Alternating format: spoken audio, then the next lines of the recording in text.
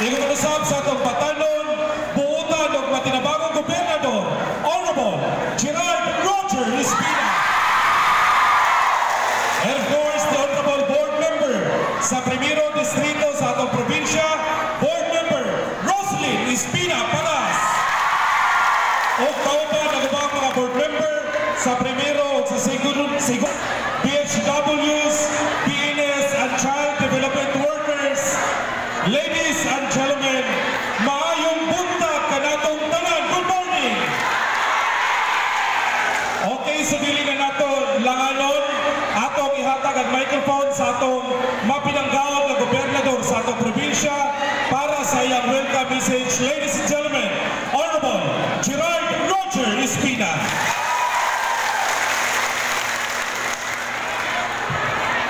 Maraming salamat.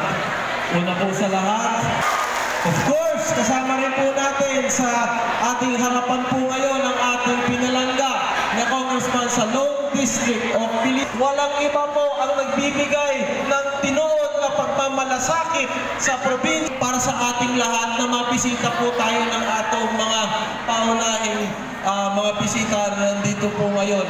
Hindi po natin kakalimutan ang araw na ito na nabigyang pansin ang mga Piliranon, nabigyan pa ni Mr. Philip Salvador. At wag po kayong mag-alala, hindi po namin kakalimutan ito sa mga susunod na mga buwan. So again, to everyone, mayong buntag, mabuhay po! In behalf of all the Bileranons, kami po natutuwa na kahit maliit ang aming probinsya, talagang walang tigil ang tulong na nanggagaling sa inyong opisina. Since pag-upo niyo po, ito po, real talk po ito, no? Real talk po. Since pag-upo ni Senator Bongo pagka-senador, talagang sa lang yung nakita natin, talagang tumutulong at talagang bumababa sa mga iba't ibang bayan, probinsya para magbigay ng tulong. At ang isa pa na dapat malaman ng mga Biliranon, nung ako po ay gobernador at ang ating senador ang nag-spearhead ng Malasakit Center, nung ako po ay gobernador, si Senator Bongo po ang mismong na-inaugurate ng binigay niyang Malasakit Center sa probinsya ng Biliran. Kaya ang masasabi ko lang po, ang mga Biliranon ay marunong tumanaw ng utang na loob.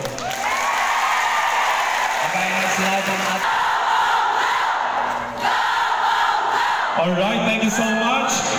Sa dili na nato dugayon kabalungo na nagpanikat na Christopher Lawrence Bongo.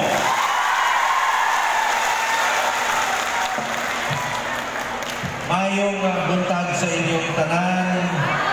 Maupay nga aga nga iyong tanan. Bisaya man ko, pwede po ko magwaray, halo lang. Alam mo, totoo yung sinabi ni mahal nating Congressman Jerry Espina. Tayong mga Bisaya, marunong tumanaw ng utang na loob. Kaya po ako pabalik-balik dito sa Biliran kasi tumatanaw po ako ng utang na loob sa inyo. Ako po, nagpapasalamat sa inyo. Maraming salamat po sa inyong tulong sa akin, tiwala. Number 3 po ako dito sa nung nakaraang eleksyon mismo dito sa Biliran at hindi ko po yan malilimutan. Tutulong po ako dito sa probinsya ninyo sa abot ng aking makakaya po. Huwag kayong magpasalamat sa akin. Sa totoo lang, ako ang dapat magpasalamat sa inyo. Dahil binigyan niyo po ako ng pagkakataon na makapagserbisyo po sa inyo lahat. Maraming salamat po sa inyo lahat. Daghang salamat yung kanino sa inyong tanan. Dili na ako na makalimtan. Espina family. Gusto ko rin po pasalamatan ng ating minamahal na congressman dati. Totoo po yun. Dati siyang gobernador. Binuksan natin ang inyong Malasakit Center dito. Ang ating mabait na congressman Gerardo Espina Jr. Palapakan po natin. Ang ating minamahal na gobernador mula sa ama hanggang sa anak, Governor Gerald Roger Espina. Palapakan po natin. And of course, gusto ko rin pong pasalamatan ng ating minamahal na Board Member Rolando T. Palapakan po natin. Board Member Miguel Casas Jr. Palapakan po natin. Kagabi, nakita kami ni Vice Governor Mayor Richard Hagoros ng Almeria. Tagal ko na itong pakilala. Salamat kayo, Mayor.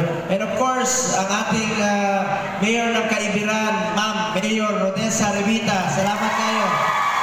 Sobrang sipag po ito ni Mayor. And of course, Mayor Humphrey Olimba ng Culaba. Palapakan po natin. Mayor Manolo Ruby ng Kawayan. Mayor Marina Cabrales ng Biliran. At ang ating Chief of Police, ang ating Chief of Police Charm Berlin Lodi Vice, COP ng Naval. Palapakan po natin. At alam nyo, inuna namin ni dating Presidente na idoble ang sahod ng pulis, military, bumbero, BGMP, Coast Guard, at hindi magiging successful na labanan ng kriminalidad kung hindi po sa ating mga uniform personnel. Salamat po sa ating mga uniform personnel. So, kumparate sa inyo, mga uniform personnel. At nandirito ko ito, bata pa siya. Bata pa ako, 10 years old pa lang ako.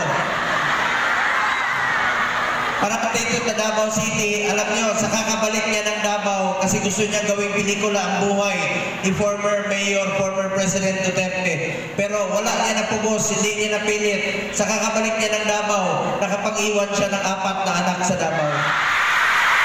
Philip Salvador. Gusto ko rin po pasalamatan ng ating PD ng PNP Biliran Police Colonel Erwin Portillo. Palapakan po natin. 31 na anak. Kayo naman, tawanan kayo agad. Kanina, 4 kayong 31. Ano to, rating? Idol ko siya sa pelikula pero hindi sa totoong buhay. Sandali. Bakit hindi sa totoong buhay? Ano nangyari, partner? Bakit hindi sa totoong buhay?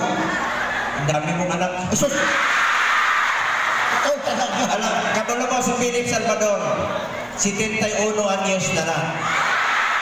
Pero mas sabi mo ato, musyagit ang mga tao, ingon nila si Philip, may asim.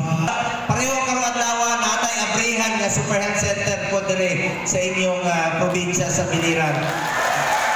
So kahapon, 40 inita sa panahon, pag-adto na mo sa Pangasinan. Nag-best man siya, 40 masaa sa iyang ilong.